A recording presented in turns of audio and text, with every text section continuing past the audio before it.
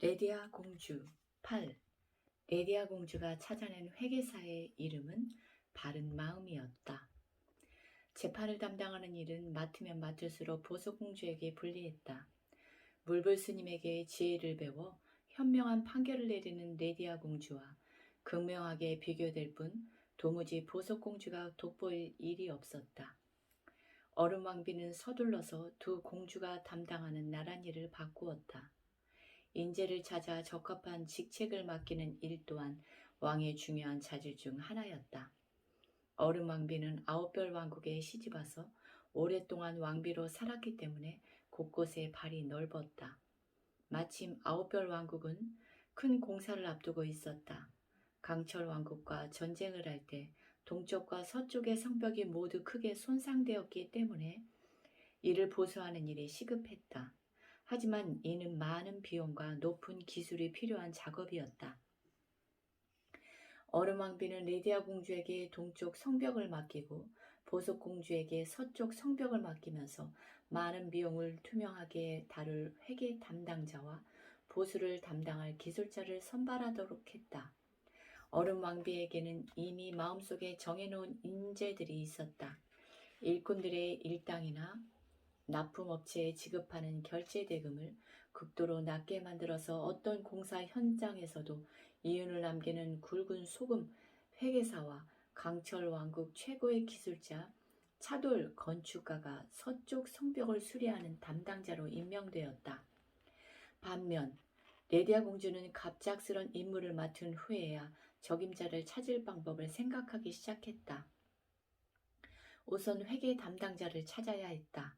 그녀는 아홉별 왕국에서 회계를 담당하는 회계사들을 모두 모아 만찬을 연 후 돌아가는 사람들에게 생선 한 마리씩을 선물로 주었다. 며칠 후 수십 명의 회계사들 중 3명이 노란 금화 하나씩을 들고 각자 레디아 공주를 찾아왔다.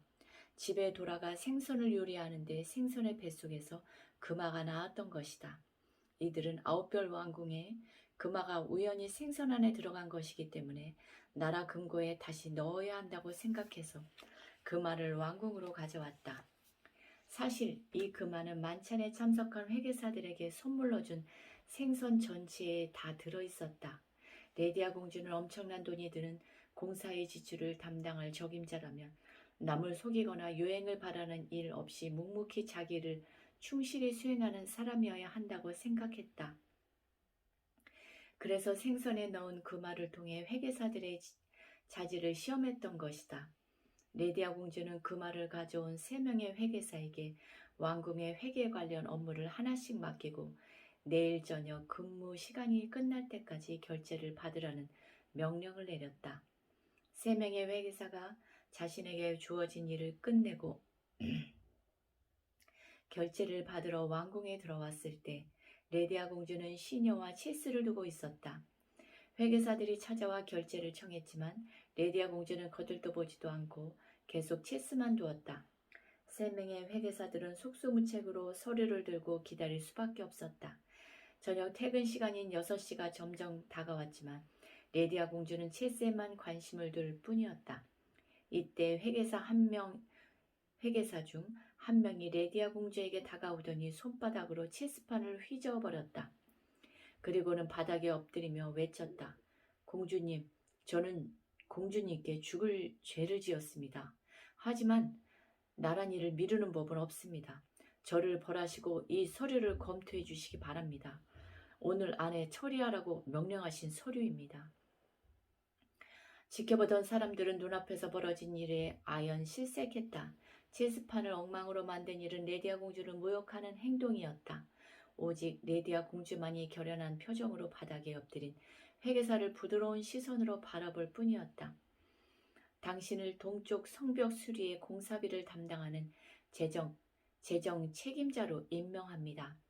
그 말을 왕궁의 금고에 돌려주겠다고 마음먹은 정직함과 공주의 체스판을 뒤엎는 용기로 부당한 요구에 맞서 나랏돈을 바르게 써주세요. 레디아 공주가 찾아낸 회계사의 이름은 바른 마음이었다.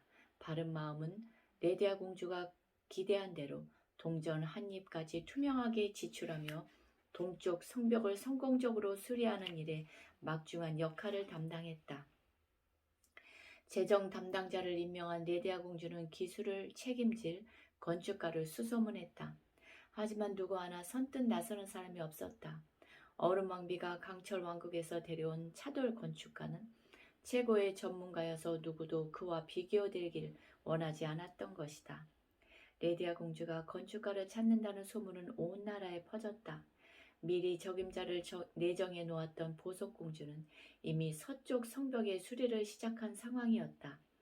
어느 날 행색이 남루한 남자 한 명이 작은 망치와 끈을 지닌 제 다이아몬드 궁전으로 찾아왔다. 저는 돌을 다루는 석공으로 다쪼아라고 합니다. 물불스님께서 저를 이곳으로 보내셨습니다. 레디아 공주는 물불스님이 보낸 사람이라는 말을 듣고 반드시 이유가 있을 거라고 생각했다. 물불스님께서 보내셨다면 은하사에서 불공을 드리는 분인가 보죠? 레디아 공주의 질문에 다쪼아가 슬픈 표정으로 고개를 저었다. 아닙니다.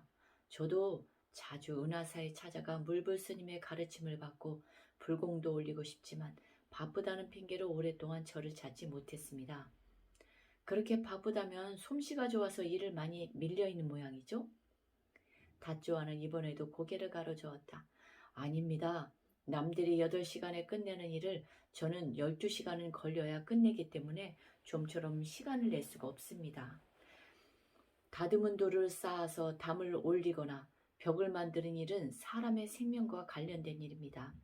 담이나 벽이 공격을 받아 무너지면 그 안에 있는 사람들이 큰 화를 입습니다. 공격을 당하지 않았는데도 무너지면 지나가는 사람들이 또한 크게 다치게 됩니다. 이것저것 고려할 것이 많아서 제가 일을 하면 작업이 더디게 진행됩니다. 그래서 좀처럼 물불스님을 만날 시간이 없습니다. 다쪼아의 말을 들은 레디아 공주가 그의 거친 손을 잡았다. 당신을 동쪽 성벽의 건축가로 임명합니다. 언제나처럼 정성을 다해 돌을 다듬고 성벽을 수리해 주세요. 진리는 절에만 있는 것이 아닙니다. 남의 안전을 걱정하며 치밀하게 돌을 쪼는 당신의 그 손 안에도 있습니다.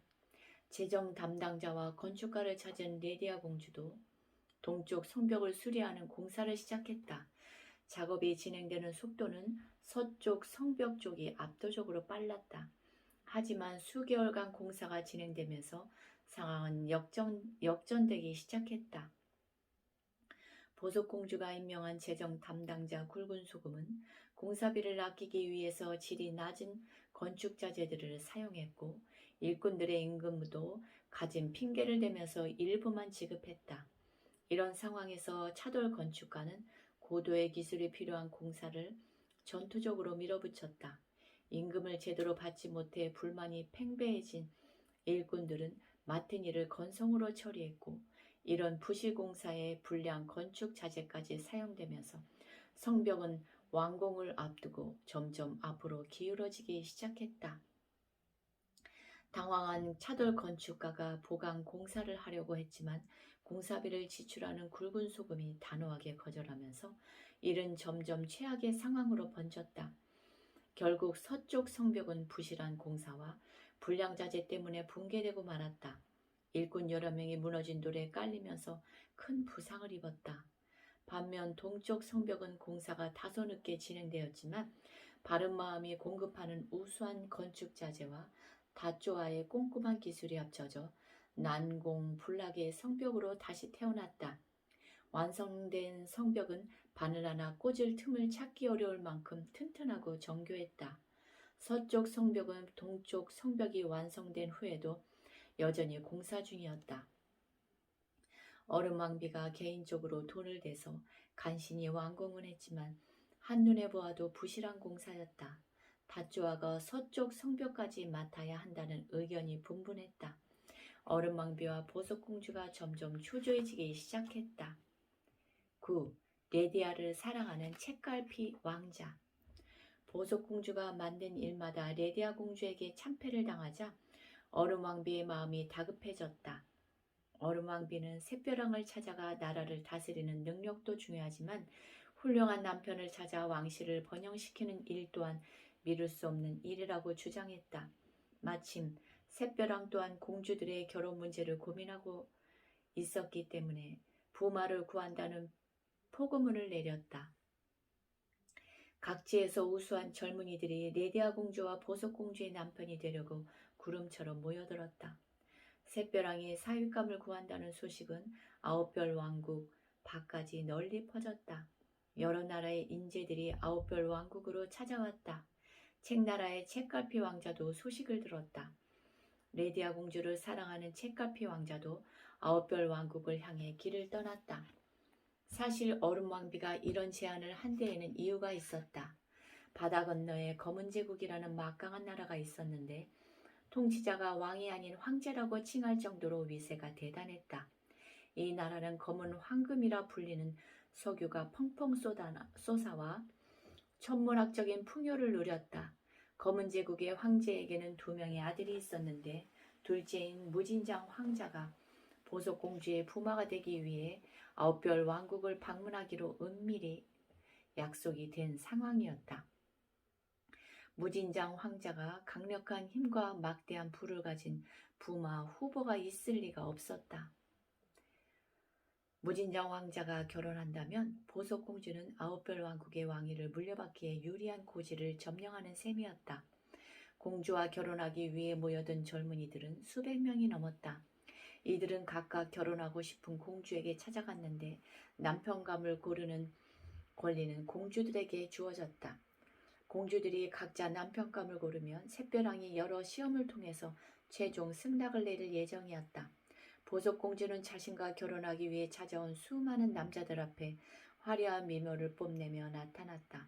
그들은 각자 자신의 재력, 권력, 지식을 자랑하기 여념이 없었다. 공주는 이들 앞에 커다란 자루 하나를 내놓더니 차갑게 말했다. 내 남편이 될 사람이라면 순식간에 이 자리에 황금을 가득 채울 수 있는 재산이 있어야 해요. 보석공주의 말을 들은 대부분의 사람들은 기가 죽어 말문을 닫아버렸다. 커다란 자리에 황금을 가득 채우려면 전 재산을 팔아도 모자란데 이런 일을 순식간에 할 수 있는 부자라니 도무지 상상할 수 없었던 것이다. 이때 검은지국의 무진장 황자가 앞으로 나서며 손짓을 하자 하인들이 커다란 괴짝에 가득 담긴 황금을 꺼내서 자루에 붓기 시작했다. 사람 한 명이 들어갈 정도로 커다란 자루가 순식간에 번쩍거리는 황금으로 가득 찼다. 다른 경쟁자들은 감히 무진장 황자와 결을 엄두를 내지 못했다. 보석공주는 놀라운 재력을 과시한 무진장 황자를 남편감으로 점찍었다. 레디아 공주에게도 수많은 젊은이들이 찾아왔다. 이 중에는 책나라에서 달려온 책갈피 왕자도 포함되어 있었다. 레디아 공주는 자신을 둘러싼 유능한 청년들에게 문제 하나를 냈다. 아홉별 왕국은 대대로 빛나는 법을 따르며 살아온 광명의 나라입니다. 아홉별 왕국이란 이름은 하늘나라의 빛나는 북두칠성이 땅에 내려와 빛나는 왕국이 되었다는 의미를 담고 있습니다. 오래전 하늘의 북두칠성에서 금빛 보탑 상자가 아홉별 왕국으로 떨어졌는데 그 안에 들어있던 그림에서 무궁무진한 보물이 마르지 않고 계속 쏟아져 나왔습니다. 그 그림이 바로 아홉별 왕국의 자랑인 투명한 다이아몬드 눈을 가진 공주 그림입니다. 사람들은 그림 속의 다이아몬드 눈동자를 보는 순간 마음이 원하는 것을 다 이루었는데 마음이 밝고 믿음이 강한 사람일수록 소원 성취가 빨랐다고 합니다. 이 다이아몬드 공주 이야기에 담긴 의미를 서술해 주세요. 철학적인 문제였다. 청년들에게 종이와 필기구, 책상이 제공되었다. 시험 시간은 1시간입니다. 수백 명의 청년들이 작은 책상에 앉아 온갖 지혜를 짜내며 빼곡하게 시험지를 채워 나갔다. 사람들이 저마다 지식과 교양이 돋보이는 답안지를 쓰기 위해 고민하는 사이 1시간이 거의 다 흘러갔다. 레디아 공주는 답안을 작성하는 청년들 사이를 걷다가 책갈피 왕자 앞에서 걸음을 멈췄다. 책갈피 왕자는 남들이 열심히 긴 문장을 작성하는 동안 우두커니 앉아 생각만 하는 중이었다.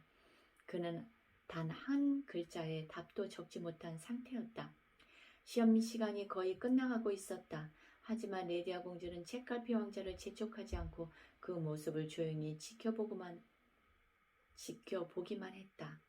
1분 남았습니다.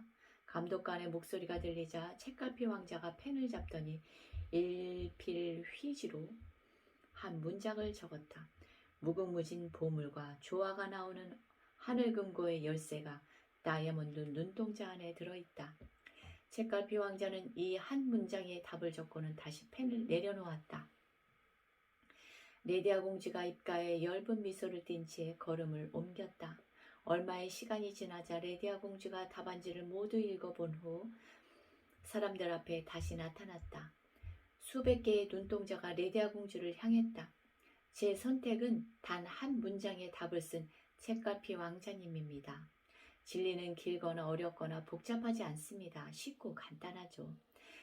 레디아 공주가 붉게 홍조를 띤 얼굴로 책갈피 왕자에게 다가가 그의 손을 잡고 물었다.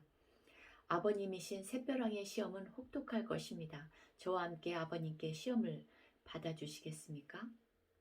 책갈피 왕자가 사랑스러운 눈으로 레디아 공주의 손을 맞잡으며 대답했다. 물론입니다. 어떤 시험도 기꺼이 함께 통과하겠습니다. 레디아 공주는 책갈피 왕자와 함께 9별 왕궁으로 들어갔다. 보석공주도 무진장 왕자와 함께 샛별왕을 기다리고 있었다.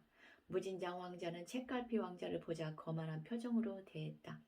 하지만 책갈피 왕자는 무진장 왕자를 보고도 별다른 반응이 없었다. 무진장 왕자는 책갈피 왕자의 이런 당당한 태도가 못마땅했다. 모두들 나를 보면 쩔쩔매고 아양을 떠는데 자네는 왜 못 본 채 하는가? 나는 자네보다 10배는 부유하다고 할 수 있지. 검은 제국이 책 왕국보다 10배는 강한 나라니까. 그러니 어서 예를 갖추게. 하지만 책갈피 왕자는 조금도 위축되는 기색 없이 받아쳤다. 무진장 왕자께서 부자인 것이 저와 무슨 상관이 있습니까? 그 돈을 제게 줄 것도 아닌데 제가 왜 예를 갖춰야 하죠? 자존심이 상한 무진장 왕자는 책갈피 왕자의 자존심을 납작하게 하고 싶어졌다. 나에게는 써도 마르지 않는 재산이 있다네. 만약 내가 그 엄청난 재산의 절반을 자네에게 준다면 나에게 예를 표하겠는가? 이런 제안을 받으면 누구나 무진장 왕자에게 아부를 하게 마련이다. 하지만 책갈피 왕자는 이번에도 물러서지 않았다. 당신 재산의 절반을 준다면 나는 당신과 똑같은 부자가 될 겁니다. 그렇다면 예를 표할 이유가 없지 않습니까? 책갈피 왕자의 똑부러진 대답을 듣고 다급해진 무진장 왕자가 다시 제안했다. 그러면 만일 자네에게 내 재산의 전부를 준다면 나에게 한 번이라도 예를 표할 텐가? 그 말을 들은 책갈피 왕자가 갑자기 거만한 표정을 짓더니 대꾸했다.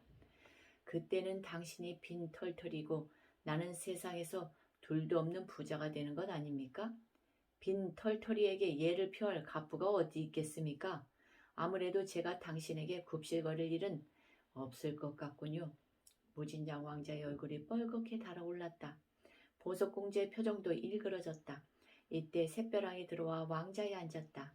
샛별왕은 공주들의 부마를 정하는 국가의 중대사를 앞두고 병석에서 일어났다.